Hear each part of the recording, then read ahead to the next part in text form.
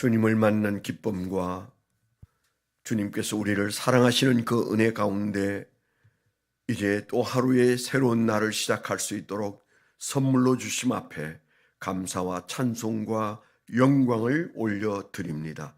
오늘 첫 시간을 주님 앞에 예배할 수 있도록 인도하시고 하나님을 바라보게 하시고 찬양하게 하시고 기도할 수 있게 하신 하나님, 오늘도 주님께서 우리와 동행하여 주셔서 우리 사는 날 중에 가장 기쁠 수 있도록 인도해 주시옵소서. 주여, 주의 말씀 앞에 있습니다. 주의 말씀이 깨달아지고 말씀을 사랑하게 하시고 말씀대로 살고자 하는 열정이 우리 안에 일어나게 하여 주옵소서. 예수님 이름으로 감사하며 기도드렸습니다. 아멘.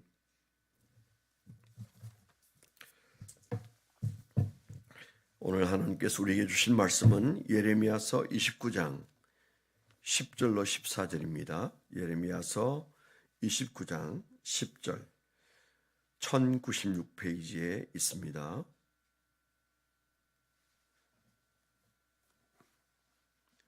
예레미야 29장 10절부터 14절까지 합독하겠습니다. 시작. 여호와께서 이와 같이 말씀하시니라. 바벨론에서 70년이 차면 내가 너희를 돌보고 나의 선한 말을 너희에게 성취하여 너희를 이곳으로 돌아오게 하리라. 여호와의 말씀이니라. 너희가 향한 생각을 내가 아나니 평안이요 재앙이 아니니라. 너희에게 미래와 희망을 주는 것이니라.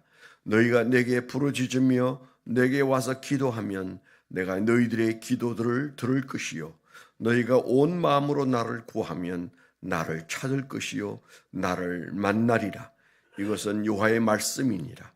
나는 너희들을 만날 것이며 너희를 포로된 중에서 다시 돌아오게 하되 내가 쫓아 보내었던 나라들과 모든 곳에서 모아 사로잡혀 떠났던 그곳으로 돌아오게 하리라.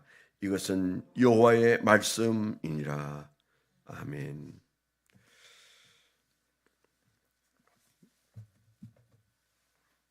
오늘 적용하고 적용 제목을 써봤습니다. 오직 하나님만 세계의 통치자이시다. 우리는 그 하나님을 아버지로 고백하고 기도로 아뢰면 응답하신다. 다시 한번 읽으면 오직 하나님만 세계의 통치자이시다. 우리는 그 하나님을 아버지로 고백하고 기도로 아뢰면 응답하신다. 아멘. 오늘 말씀을 묵상하면서 차오르는 생각은 숲을 속에서 황금 덩어리를 발견한 것처럼 참 말씀이 감사하고 은혜된다, 그런 생각이 듭니다. 한 번도 우리가 뭐 길거리에서나 그 숲을 속에서 황금 덩어리를 만져본 일은 없지 않습니까? 그 흔히 말하는 검괴라고 말하는 금덩어리 하나만 주셔도 인생이 패일 텐데 뭐 그런 생각을 우리가 한 번쯤은 하고 삽니다. 그런데 오늘 말씀이 이게 황금 덩어리인데 이런 마음이 잠시 들었습니다. 11절에 보니까 여호와의 말씀이니라. 너희를 향한 나의 생각을 내가 아나니 평안이요 재앙이 아니니라. 그랬어요. 너희를 향한 나의 생각은 평안이요 재앙이 아니니라. 누구 보고 이 말을 했는가 하면 1차 포로로 이스라엘 백성들이 느부갓네살에 의해서 바벨론으로 끌려갔습니다. 그 요야긴 왕이 끌려가면서 많은 예언자 그리고 제사장 그리고 많은 재력가 그리고 뭔가 잘하는 똑똑한 사람들을 먼저 물색해가지고 그 사람들을 왕창 바벨론으로 끌고 갔잖아요. 그 먼 길을 끌고 간 다음에 하나님이 예레미야에게 말씀을 주셔서 그 예언을 편지로 써서 그 바벨론에 보내어서 그들에게 읽혔습니다. 바로 그 내용이 포로로 잡혀서 그 먼 길을 들어왔던 사람들은 맨발로 끌려가는 포로의 걸음을 걸어서 저 바벨론에 도착한 그 백성들이 무슨 정신이 있겠습니까? 그런데 그들에게 떡하니 하나님이 하신 말씀이 내가 너희를 향한 생각은 평안이요 재앙이 아니니라. 너희에게 미래와 희망을 주노라 그랬어요. 포로들에게 너희에게 미래와 희망을 준다. 그 얼마나 이게 엄청난 말씀이세요. 그리고 그 다음에는 너희가 내게 부르짖으면 내가 듣겠다. 또 너희가 나를 찾으면 내가 너희를 만나 주겠다. 그렇게 말씀하시고 다시 앞에서 했던 얘기들을 반복하는 장면입니다. 엄청난 축복의 말씀이고 오늘 우리에게 그대로 해당되는 말씀이다. 그런 생각이 많이 듭니다. 우리가 그 10절부터 14절 읽었지만 그 앞에 보면 제가 조금 전에 약간 정리를 했던 그 배경이 잘 나오죠. 그래서 예레미야가 하나님의 계시를 받고 편지를 포로로 간 사람들을 뒤따라가서 그들에게 읽어주도록 하나님이 하나님의 예언을 편지로 쓰게 하고 그래서 그 편지가 바벨론 땅에 있는 포로들에게 선포가 됐는데 그 내용이 뭡니까? 너희들이 거기서 집을 짓고 살아라. 그리고 결혼도 해라. 자식 낳고 농사 지으면서 그렇게 사는 것이다. 그리고 너희가 사는 그 포로로 간 그 바벨로니아에서 그곳이 너희들 때문에 평안한 동네가 되고 그리고 그곳을 번영스러운 동네로 너희가 노력해서 만들어라. 그런 얘기를 하거든요. 그리고 너희들에게 같이 간 예언자들이 하는 예언은 듣지 마라. 그 내 말이 아니다. 그리고 꿈을 꾸었다고 내가 이런 꿈을 꾸었다. 그래서 이렇게 될 거다 하는 그런 얘기 듣지 말라. 그들은 자기 말을 하는 것이다.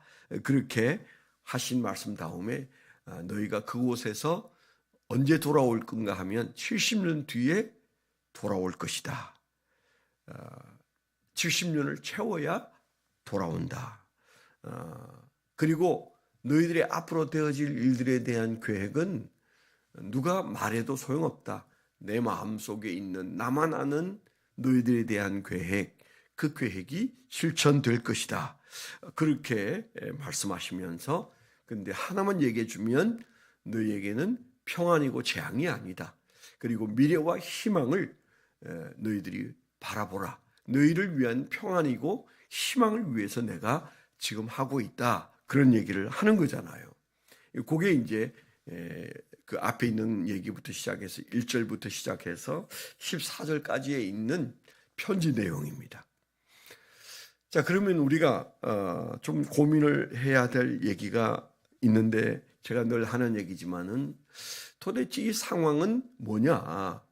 그 상황을 이해하기 전에는 그 믿음으로 받아들이기 전에는 이게 왜 황금덩어리인지 잘 모르는 거죠.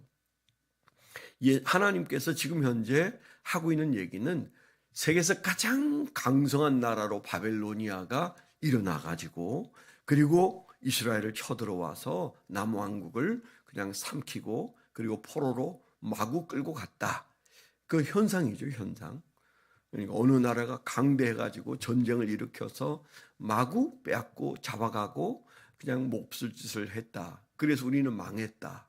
이렇게 생각하는 것이 현상인데 오늘 말씀도 그렇고 여러 곳에서 하나님은 느부갓네살은 내 종인데 하나님이 그렇게 말씀하시죠. 기가 막힌 얘기지 않습니까? 느부갓네살은 내 종이다. 그가 세계 가장 강력한 나라의 왕이지만 그가 와서 전쟁을 일으켜서 너희들을 잡아가고 죽이고 그러는데 사실은 느부갓네살은 내가 보냈다. 그리고 이 전쟁은 너희들과 내가 하고 있는 전쟁이다. 강성한 바벨로니아가 그 힘으로 너희를 쳐들어온 게 아니고 내가 너희들을 쳐들어온 거야. 주님께서 그렇게 말씀하신단 말이죠. 그리고 70년을 채우는 것은 힘이 없어서가 아니고 하나님이 내가 정한 거다. 70년 뒤에 포로 귀환을 하게 내가 할 때까지 너희가 그곳에서 그냥 다 있고 집 짓고 그리고 결혼하고 자식 낳고 그 동네를 그냥 부강하게 만들고 평안하게 만들고 내 집처럼 내 나라처럼 거기에서 살고 있어라. 70년이 지난 다음에 내가 너희들을 돌려놓을 텐데 그 모든 것들이 불행이 아니고 내가 계획하고 있는 평안이다. 희망이다. 미래다. 그렇게 말씀하시는 거잖아요. 대단하죠. 이 하나님의 구도를 모르면 그리고 그 모든 것들에 대해서 우리가 막 궁리해서 알아내려고 할 필요가 없는 거죠. 하나님께 탁 맡기고 그 하나님이 내 아버지고 나는 그 아버지의 계획 앞에서 하나님이 자식된 나를 충분히 기억하고 하시는 일이다. 우리가 그런 마음으로 봐야 되는 거죠. 그래서 그 재앙스러운 세상의 흔들림을 볼 때, 야, 이 세상이 느부갓네살에 의해서 이렇게 돌아가는구나. 이렇게 보는 한 평안은 없고요. 야, 이게 누구 아버지인지 몰라도 그분이 굉장한 분이어서 느부갓네살을 움직이는구나. 굉장하다. 이래도 우리에게는 평안이 없어요. 우리에게 평안이 있으려면 딱 하나예요. 느부갓네살을 움직이고 바벨론을 움직이고 세상에 전쟁이 일어난 그 전쟁터 안에 역사하시는 분은 느부갓네살을 주장하시는 하나님이신데, 그런데 그 하나님이 남의 아버지가 아니고 내 아버지시고, 그리고 그 내 아버지는 그 마음속에 나의 평안과 나의 희망을 계획하고 계시되, 내가 그 아버지의 뜻을 다 알진 못해도 그 아버지는 나의 평안과 나의 희망을 계획하고 있다. 잠잠히 기다리고 살고 있으라. 그리고 뭐든 너에게 필요한 것은 부르짖으라. 그리고 너가 나를 찾으면 내가 아비된 내가 자녀된 너를 만나줄 것이다. 이게 오늘 말씀이잖아요. 이게 어떻게 황금더니가 아니겠어요? 엄청난 얘기죠. 엄청난 얘기죠.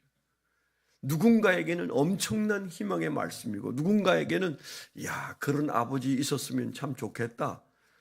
내 옆집이 고대강실로 잘 살아도 그게 아버지 덕으로 잘 사는 사람이 남의 아버지 얘기라면 그건 그저 우리가 부러워할 뿐이고 오히려 스트레스 받을 뿐입니다. 그런데 내 아버지가 그렇게 나를 사랑하고 그 아버지가 무엇이든 나를 위해서 할 수 있는 분이라면 상황은 너무 달라지는 거죠. 오늘 내가 먹을 게 없어서 라면을 끓여 먹고 들어 누워서도 노래가 나올 수 있는 거잖아요. 근데 주님께서 오늘 이 말씀을 왜 하실까요? 포로로 잡혀간 그들이 눈물 흘리고 포들게 앉아서 어째서 하나님은 우리 운명을 이렇게 만들었을 거냐고 그들이 아마 울고 있을 때 이 편지가 당도하고 이 편지를 읽었을 겁니다.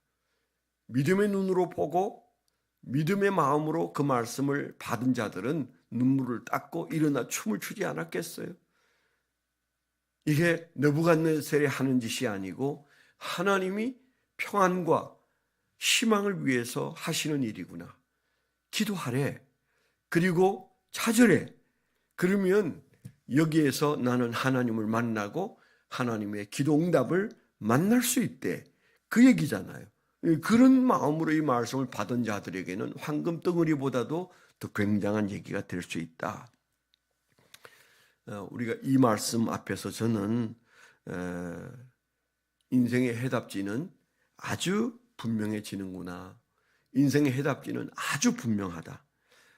이 세상에 하나님의 것이고 그리고 이 세상에 하나님의 손에 달려있고 그리고 그 하나님이 내 아버지고 그리고 그 하나님이 들으시고 만나주시고 충분하잖아요. 그 이상 우리가 더 뭘 바랄까요? 할렐루야가 그냥 나오는 거죠. 제가 이 묵상을 아침에 하면서 생각난 찬송이 있어요. 아주 오래전에 불렀다가 몇십 년 만에 갑자기 생각났어요.